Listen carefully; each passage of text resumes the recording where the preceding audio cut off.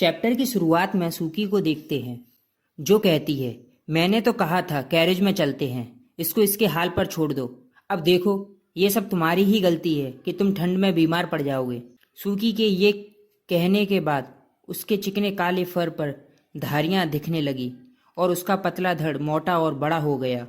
पतली पूंछ और हरी और पीली आंखें अभी भी थीं, लेकिन एक पल में यह एक ऐसे रूप में बदल गई जिसे अब बिल्ली नहीं कहा जा सकता था। सूकी एक ब्लैक टाइगर में बदल गई।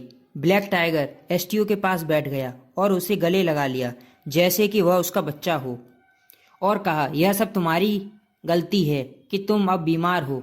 एसटीओ गर्म काले बाघ के शरीर के तापमान के कारण उसका कांपना बंद हो गया। सूकी ने एसटीओ की ओर देखा जो उसकी बाहों में लिपटा हुआ सोया था। अपने सिर को अपने सामने के पंजों पर रखकर बैठ गया। कोई फर्क नहीं पड़ता सूकी कैसा दिखता है, वह हमेशा उसकी परवाह करता है। वैसे भी सूकी एसटीओ की काली बिल्ली है। नेक्स्ट सीन में लैब दिखाई जाती है जिसमें एक साइंटिस्ट कहता है, यह ह्यूमंस को फॉलो नहीं करता है, इसके इंस्टिंक्ट काफ़ी स्ट्रेंज हैं, फर्क नहीं पड़ता इसकी परफॉर्मेंस कितनी अच्छी है तो आखिर एक टेस्ट सब्जेक्ट एक्सपेरिमेंट फेल हो गया है, इसे मार दो।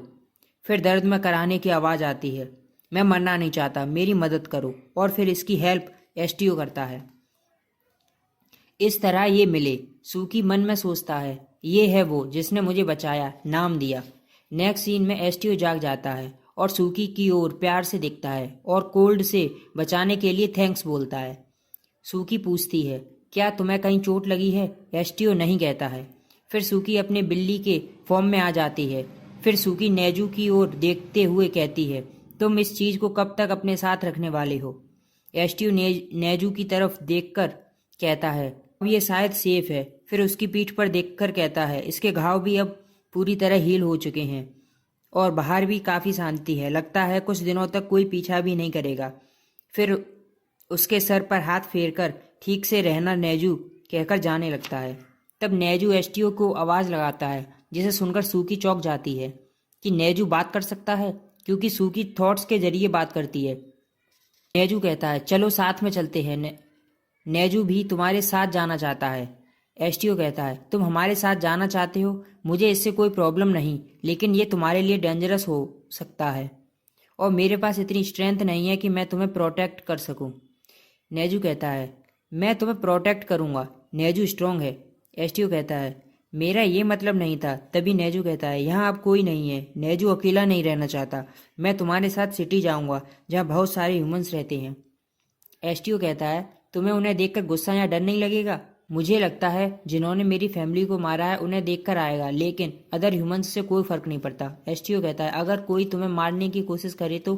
तब नेजू हंसते हुए कहता है, तब तो मुझे गुस्सा होना चाहिए, राइट? सूकी कहती है, तो अब इसके बारे में क्या करने वाले हो? नेक्स्ट सीन में गैलेसिया सिटी दिखाई जाती है। एसटीओ सोचता है, चलो डार्क होने से पहले ही आ गए, क्या लंबी वॉक करने से थक गए हो? फिर देखता है सूकी फिर चली गई। पीछे से हे की आवाज़ आती है जो सिटी गार्ड ने लगाई थी। एसटीओ के पास आकर कहते हैं, क्या तुम नहीं जानते मीडियम साइज़ के एनिमल को बिना लेसेस के लेकर नहीं घूम सकते हो? ये एक वाइट फर मंकी है, ये एक बीस्ट है, तुम जानते नहीं हो क्या? प्रॉब्लम में पड़ सकते हो। रुको एक सेकंड, लगता है तुम कंट्री साइड से आए हो, ये इलीगल है। अगर तुम सेकंड टाइम विदाउट लीसेस के पकड़े गए तो याद रखना। ये कहकर एसटीओ को एक कॉलर थमा देते हैं। एसटीओ कॉलर को देखता है, फिर नेजू की तरफ देखता है तो नेजू कहता है, कोई बात नहीं एसटीओ, सब ठीक है। एसटीओ कहता है, लेकिन तो नेजू कहता है, ऐसा नहीं है कि ये मुझे रोक सकती है, मैं जब चाहूँ इन्हें तोड़ सकता हूँ, इसलिए इट्स फाइन। और कॉलर पहन लेता है।